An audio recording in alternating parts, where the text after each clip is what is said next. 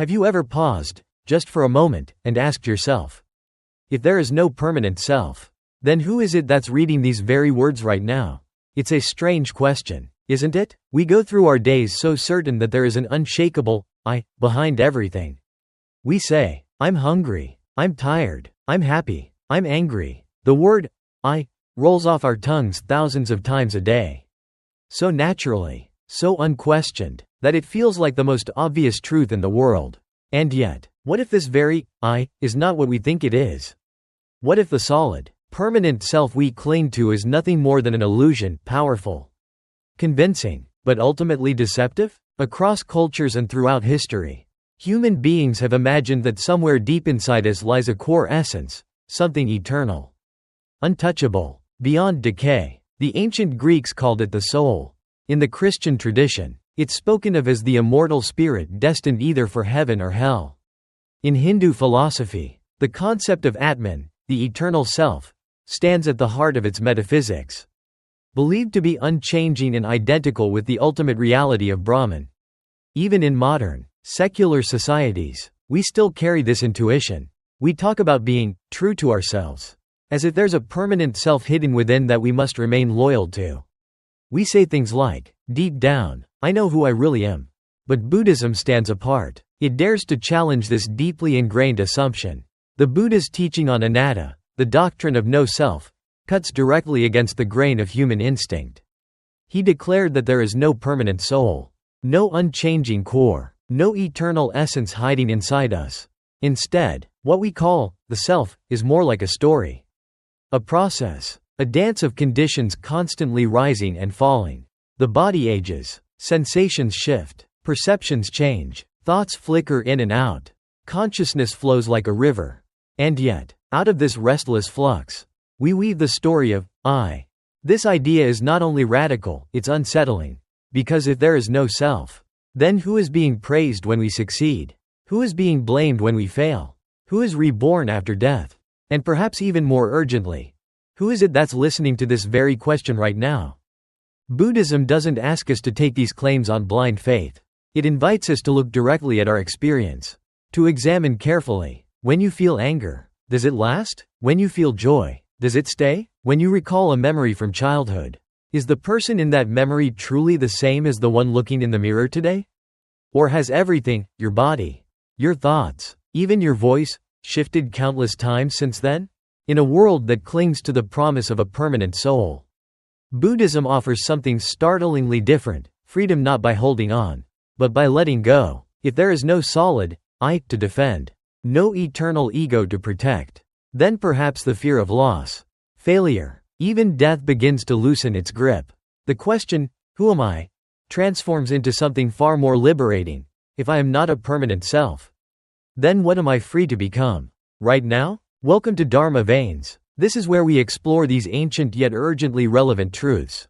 Today, we dive into one of the most profound questions in all of philosophy and religion. If there is no self, then who is reborn? Part 1: Understanding what we call the self. When we wake up in the morning and glance into the mirror, the voice inside almost instantly whispers, "That's me." We identify with the face we see, with the familiar lines, the color of our eyes, the sound of our name when others call it. It feels so natural, so unquestionable, that we rarely pause to ask, what exactly is this, me? Is there a permanent core inside? Some unchanging essence that remains the same from childhood to old age? From health to sickness? From triumph to despair? The Buddha's answer to this timeless question was both radical and liberating. Instead of a solid, eternal self, he described the human being as a dynamic process composed of 5 shifting parts, what are known as the 5 aggregates, or the skandhas. These are not mystical doctrines, they are practical ways of looking at human experience. The body, feelings, perceptions, mental formations, and consciousness together create the illusion of a fixed I. But when examined closely, each of these parts reveals itself to be impermanent, contingent, and always in motion. Think about the body first. It seems the most obvious candidate for self. But the body is constantly changing, new cells forming, old ones dying, hair graying, skin wrinkling. When Steve Jobs stood before the world introducing the first iPhone, Millions saw the vitality and charisma that made him iconic. Years later, when illness consumed his body, the same man looked frail, almost unrecognizable, yet people still said, "That's Steve." If the body were the true self, then every change in appearance, every illness, would destroy who we are. But that is not how we live it. Then there are feelings, or what Buddhism calls Vedana. Every experience registers in us as pleasant, unpleasant, or neutral. Oprah Winfrey, for example, has often spoken about how she feels standing in front of an audience, sometimes uplifted by waves of admiration, other times weighed down by criticism. Those feelings shape the sense of who she is in the moment. But they come and go, leaving no permanent imprint. If the self were identical with our feelings, then who we are would vanish and reappear with every shift of mood. Perception is another layer, the way the mind recognizes and interprets what it encounters. History offers striking examples. When Franklin D. Roosevelt heard the words, Pearl Harbor, his perception shaped an entire nation's destiny. To him, those words meant danger, betrayal, and an unavoidable call to war. But perception is not fixed either. What one generation sees as a tragedy, another may reinterpret as a turning point. If I were perception, then I would be rewritten each time new meaning emerged. Beyond perception lie our mental formations, habits, intentions, and patterns of thought. Elon Musk, for instance, is driven by the repeated intention to push humanity forward, whether through electric cars or the colonization of Mars. His choices, his identity, his public image are shaped by these mental habits. Yet even the strongest patterns can change. An addict can reform. A tyrant can learn humility. A leader can abandon ambition for reflection. If who we are can be reshaped by shifts in habit and intention, then those formations cannot be the permanent self either. Finally, we come to consciousness, the simple awareness of experience. It feels like the most intimate layer of me. But consciousness, too, is not stable. The awareness we have while listening to music is not the same as the awareness we have while dreaming, or while arguing, or while praying. Winston Churchill during the Blitz in London experienced a form of consciousness utterly unlike the quiet awareness he found later in life when painting landscapes in retirement. Consciousness arises depending on conditions. It is a stream, not a solid rock. Modern science has slowly been catching up to these insights. Neuroscience and psychology increasingly describe the self as a narrative, a story the brain tells itself to maintain continuity. Antonio Damasio, a leading neurologist, has called the self a constantly reconstructed pattern, not a static object. Trauma therapy shows this vividly. A soldier returning from war with PTSD finds his entire sense of self fractured. His body responds differently. His memories are colored by terror. His perception of the world is altered. Yet with time, therapy, and practice, he can build a new narrative, a new sense of who he is. What was once shattered can be rebuilt. This is exactly what the Buddha pointed to. The self is not a permanent entity, but a process, shaped, wounded, healed, and reshaped by conditions. A modern medical example illustrates this even further. Consider a patient who undergoes a heart transplant. For centuries, people believed the heart was the seat of the soul. But when a heart is removed and replaced, the person does not vanish. Their memories, personality, and relationships remain intact. Friends and family still see them as the same individual. The continuity persists, even though what seemed essential has changed. Buddhism would explain this by saying that there is no single organ, no single aggregate that contains the self. Instead, the self is like a dance, emerging from the interaction of all five aggregates, appearing continuous only because the steps flow together. When we put all of this together, the Buddha's analysis of the five aggregates, the real-world examples of leaders and innovators, the findings of modern psychology, a clear conclusion emerges. The I we cling to so tightly is not a solid thing but a flowing process. To insist on its permanence is like pointing to a river and claiming the water you saw yesterday is the same as the water you see today. The river appears constant, but in reality, it is nothing but change. And so are we. Part 2: Karma and Craving as the Engine of Rebirth. When the Buddha explained why life continues after death, not in the sense of a soul migrating, but as a process of conditions flowing forward, he identified two central forces, craving and karma. Craving is that deep thirst, the restless urge to hold on, to become, or to escape. Karma is the echo of our intentional actions, what we think, speak, and do. That leaves a trace, like footprints in wet sand. Together, these two are the engine that drives the cycle of rebirth. To understand craving, think of it as a hunger that never fully goes away. It is not just the desire for wealth, power, or pleasure. It is also the subtle clinging to identity, to safety, even to the idea of non-existence. In modern terms, it shows up in addictions.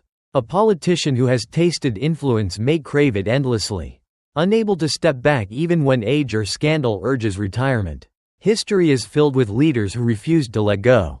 Napoleon Bonaparte, exiled once, returned to the battlefield because the craving for command burned too fiercely.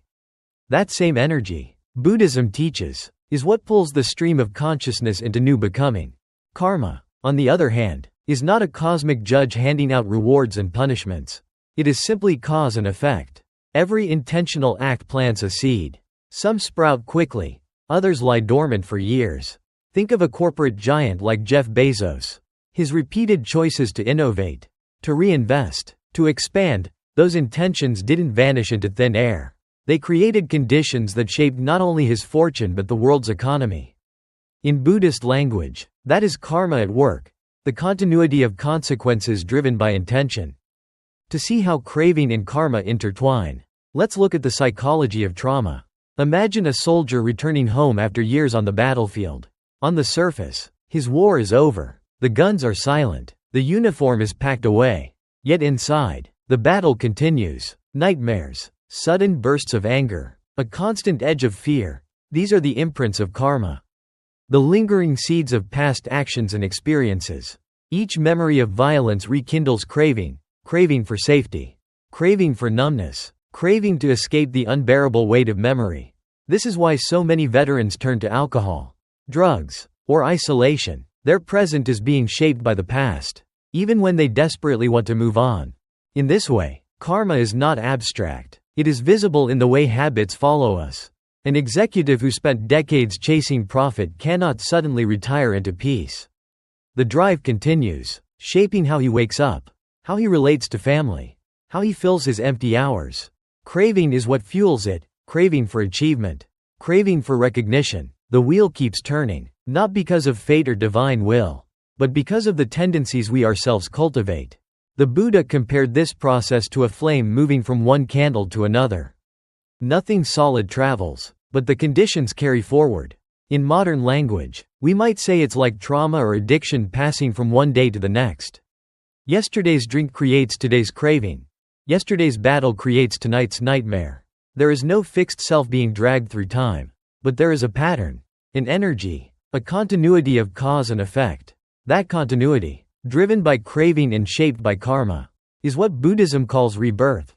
Part 3: How rebirth actually works. When the Buddha explained rebirth, he did not describe a soul traveling from one life to another. Instead, he spoke of a stream of consciousness, a flow of mental events that continues as long as conditions remain. The technical term for this flow is sattva santati, the continuity of mind. Just as a river has no single drop of water that defines it, the mind has no fixed essence. It is a sequence of moments, each arising and passing, each conditioning the next. At the end of life, this stream reaches a decisive point. The Buddha called it kuti sattva, the death consciousness. This is not a mystical departure of a soul but the final moment of awareness in this life, shaped by the deepest tendencies we have cultivated. If someone like Mahatma Gandhi spent his life training his mind in non-violence, compassion, and clarity, then those patterns naturally leave their mark on this last moment. In contrast, a dictator like Joseph Stalin, steeped in suspicion and cruelty, carried very different mental imprints to the threshold of death. What follows is not judgment, but continuity. Immediately after kuti sattva, a new moment of consciousness arises. This is called patisandhi vinana, the linking consciousness. It is the beginning of a new life, not because something physical has jumped from one body to another, but because the momentum of mental habits, intentions, and cravings continues. The Buddha compared it to lighting one candle from another. The flame on the second candle is not the same as the first. Yet it would not exist without it. Nothing solid passes over, but the conditions are carried forward. Modern science offers parallels that help us make sense of this. Genetics shows how patterns are transmitted without a soul. When a child is born, she does not receive her parents' exact bodies, but she inherits genetic codes that shape her body and tendencies. Collective memory works in a similar way. Carl Jung spoke of the collective unconscious, a deep reservoir of archetypes and patterns that influence us even though they do not belong to any single individual. Energy science, too, teaches us that nothing is lost, only transformed. The energy released by a burning log does not disappear, it changes form, moving into heat, light, and ash. In the same way, the energy of craving and intention fuels the continuation of consciousness. Buddhism often explains this continuity through metaphors. One is the candle flame. When you pass fire from one candle to another, no substance is carried, but the flame persists. Another is the echo in a cavern. The original voice is gone, but sound reverberates, shaped by the walls and air. Or think of a wave at sea. Each wave is new, yet each is born from the momentum of the last. These images capture the same truth. The self is not a permanent traveler but a process, a movement of conditions that never stands still. This way of understanding rebirth is striking because it requires no leap of blind faith. It aligns with what we can observe in both science and daily life. The habits we build today echo into tomorrow. The energy of trauma or compassion does not vanish when the body dies, it conditions what comes next. The Buddha's genius was to show that rebirth is not about a soul but about a process. Not about a thing but about a stream. Part 4: Rebirth in the present moment. When the Buddha spoke of rebirth, he was not only referring to what happens after death. He was also pointing to a process happening right now. Within every breath, every thought, and every heartbeat. This is the principle of moment-to-moment arising and passing, the idea that birth and death occur in each instant of consciousness. Every thought that arises is a kind of birth, and every thought that fades away is a kind of death. Life is not a single continuous thread, it is a series of flashes. A stream of beginnings and endings. We can see this clearly when we look at our own daily experience. Imagine a powerful CEO waking up in the morning to good news about the stock market. In that moment, joy arises, the body feels light. The mind races with plans. The future looks bright. By the afternoon, a scandal breaks out in the media. Suddenly, the joy has died, replaced by fear and defensiveness. The same man who was smiling confidently hours ago now feels the ground shifting under his feet. By evening, perhaps while sitting alone in his office, anxiety creeps in, worries about reputation, lawsuits, betrayal. Within a single day, he has been reborn 3 times, once into joy, once into fear, and once into worry. Each emotional world arises, dominates consciousness, and then dissolves. This is not limited to leaders or celebrities, it is the human condition. A mother may feel tender love while watching her child sleep in the morning, deep frustration while dealing with work stress in the afternoon, and sorrow while remembering a lost parent at night. These shifts are not minor mood swings, they are complete worlds of experience. Each state of mind brings a different self, a different identity. The person who is angry is not the same as the person who is laughing, even if the body is continuous. In the language of Buddhism, these are momentary births and deaths, kanika marana, the ceaseless cycle of arising and passing. Modern psychology affirms this insight. Cognitive science shows that the brain is not a static machine but a network firing in constant patterns of activation and decay. The you who checks email at 9 a.m. is neurologically different from the you who argues with a colleague at 2 p.m. Memories, hormones, perceptions, all shift with each moment, creating a new configuration of self. Neuroscientists sometimes call this the illusion of continuity, because what feels like a single enduring person is really a series of mental events stitched together by memory. The Buddha's point was practical. If rebirth is happening now, then freedom is also available now. We do not have to wait for some distant afterlife to see the truth. Every time anger arises and passes, we can notice its impermanence. Every time joy comes and goes, we can see that it does not belong to a fixed self. Each moment is an opportunity to let go of clinging. Instead of insisting, "This is who I am," we can soften and say, This is simply what is arising right now. The lesson is profound. Rebirth is not only the mystery of another life, it is the ordinary reality of this one. In every moment, we are dying and being born again. The morning self is gone by noon, the noon self is gone by night. If we understand this deeply, the grip of identity begins to loosen. We stop holding so tightly to the idea that we must always be consistent, always be the same, and in that looseness, in that freedom from clinging, wisdom and compassion have room to grow. Part 5: The Meaning of Practice and Liberation.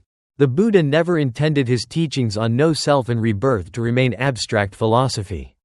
They were meant as tools, methods for living and ultimately for liberation. If craving and karma are the forces that propel the wheel of becoming, then the way out is not to suppress life, but to transform how we meet it. The practices of meditation, mindfulness, and compassion are not spiritual ornaments, they are precise strategies for interrupting the momentum of greed, anger, and delusion. Meditation is often misunderstood in the West as relaxation, but in Buddhism it is training the mind to see reality as it is. When one sits quietly, observing the breath, noticing thoughts as they arise and fade, the illusion of permanence begins to crack. A world leader under pressure, say, Barack Obama during his presidency, spoke often about using moments of stillness to gain clarity before making decisions that affected millions. That pause, that mindful awareness, is itself a form of liberation, even if only temporary. It weakens the automatic chain of reaction. Mindfulness extends this clarity into every part of life. To eat with awareness, to speak with awareness, to notice anger rising before it spills into words. This is how craving loses its grip. In modern hospitals, mindfulness is now prescribed to patients suffering from chronic pain or anxiety. The results are measurable: lower blood pressure, reduced stress hormones, greater resilience. What the Buddha taught as a path to enlightenment has become, in our age, a clinically proven method of healing. Compassion, or karuna, is another pillar. Without it, meditation can become self-absorption. Compassion transforms our relationship with others. Consider Nelson Mandela, who after decades in prison could have emerged with bitterness but chose forgiveness. His capacity to see beyond vengeance, to practice compassion toward his former oppressors, changed not only his life but the destiny of a nation.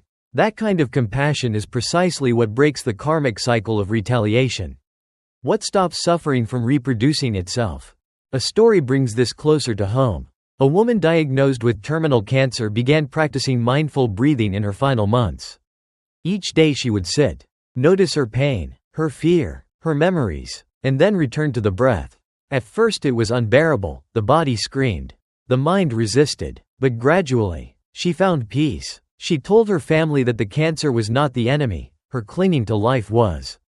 When she died, her loved ones said she left not in terror but in calm presence, smiling faintly as if she had already let go. This is what the Buddha meant by freedom in the face of death, not denying suffering, but not being bound by it. The lesson is clear. If rebirth is driven by greed, hatred, and delusion, then ending the cycle means refusing to feed them. Every moment of mindfulness, every act of compassion, every pause before anger takes over, these are not small things. They are direct ways of starving the wheel. The end of craving is not annihilation, it is release. It is the peace of no longer being compelled to run in circles. Liberation, then, is not about escaping to another world but about changing how we live in this one. The Buddha's path is not a doctrine of despair but of profound possibility. By seeing clearly, practicing steadily, and softening our hearts, we can stop passing the flame of suffering from one moment to the next. The wheel can stop, and in its stillness, we discover what the Buddha called nibbana, not extinction of life, but extinction of bondage. So, what have we discovered together? The Buddha's teaching turns the idea of self upside down. There is no eternal soul hiding inside us, no unchanging I that travels from life to life. Instead, there is only the unfolding of conditions, causes giving rise to effects, patterns flowing forward like a river. What we call me is not a permanent essence, but a process. The body, feelings, perceptions, habits, and consciousness dancing in and out of existence, moment after moment. This truth may sound unsettling at first, but it carries an incredible freedom. If you are not chained to a fixed identity, then you are not bound by your past. You are not condemned to repeat old mistakes. You are not trapped in one narrow definition of who you are. Instead, each moment is fresh, open, alive with possibility. You can be reborn into kindness in one instant, into patience in the next, into wisdom when you choose to pause and see clearly. Rebirth is not only about another life, it is happening here, right now, in this very breath. And so I leave you with a question, one I hope you will carry into your own reflection. If you are not a fixed self, if you are not a permanent soul, then what do you want to become in the very next moment? What quality, what intention, what state of mind will you choose to breathe into existence? Because every thought, every action, every heartbeat is a rebirth. As we close, let us also take a moment to send compassion outward.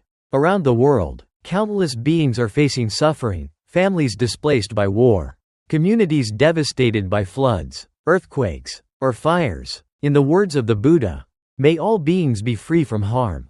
May they find shelter in the storm, peace amidst the chaos, and hope even in the darkest night. May every life touched by disaster be comforted by the strength of compassion and the light of wisdom. Here, in this shared space, we have the chance to practice not only insight but also care. So I invite you, take a breath, soften your heart, and silently offer a wish for all beings who are struggling at this very moment. Your compassion is part of the Dharma, it is part of what heals the world.